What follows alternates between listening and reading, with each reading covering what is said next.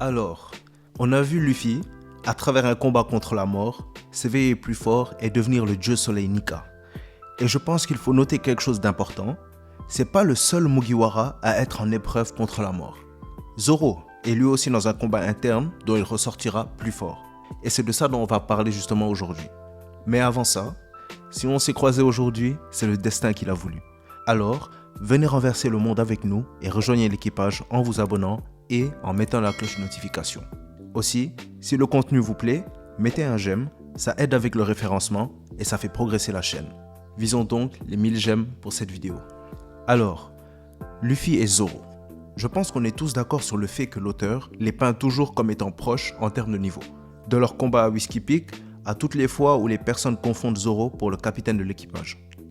Sans compter le fait que depuis leur entrée dans le nouveau monde, Luffy a été très souvent en difficulté contre ses adversaires, alors que Zoro roulait sur les siens.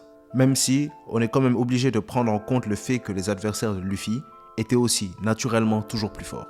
Mais je pense que vous comprenez où je vais en venir. Même si Luffy, étant le protagoniste principal, sera toujours plus fort que Zoro, l'auteur met toujours un point d'honneur à les peindre comme étant relatifs en termes de force. Et je pense que ça sera toujours comme ça. Mais récemment, cet équilibre s'est brisé depuis que Luffy affronte Kaido sur un pied d'égalité. Et encore plus depuis son éveil au chapitre 1043. Étant donné qu'Oda reste toujours fidèle à son écriture, il est logique d'assumer que Zoro lui aussi obtiendra un power-up, lui permettant justement d'approcher le niveau de son capitaine sans pour autant l'égaler. Après tout, Luffy, en plus de la révélation récente sur son fruit du démon, maîtrise le haki de l'observation avancée que Zoro ne maîtrise pas encore, même si il aura bientôt l'occasion de le faire contre l'homme invisible. Mais alors, quelle sera l'évolution de Zoro à Onigashima? Je pense que cette évolution sera sa première lame noire, Enma.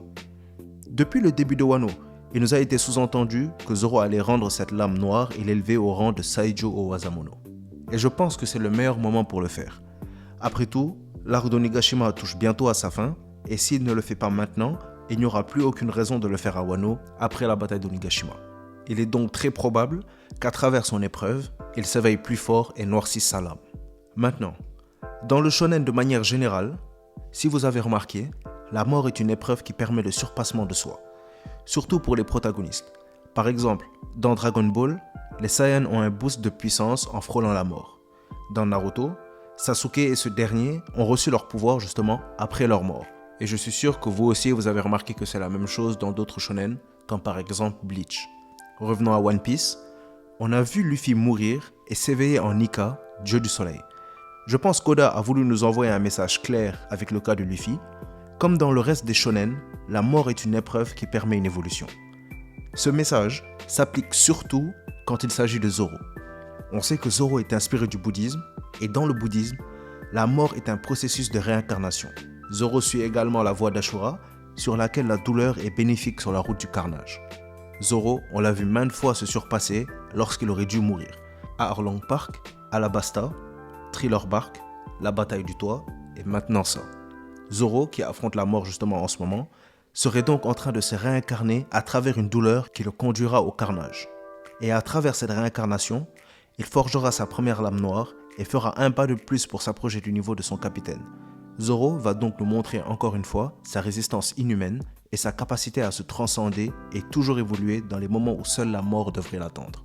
Je ne pense pas que l'auteur mettrait cette évolution et cette épreuve en place pendant l'arc si la conclusion n'est pas bénéfique à ce même arc. En gros, si Zoro est déjà terminé dans cet arc, pourquoi lui faire traverser une épreuve qui lui permettra d'évoluer si ce n'est pas pour que cette évolution lui serve dans ce même arc? Zoro n'est pas terminé.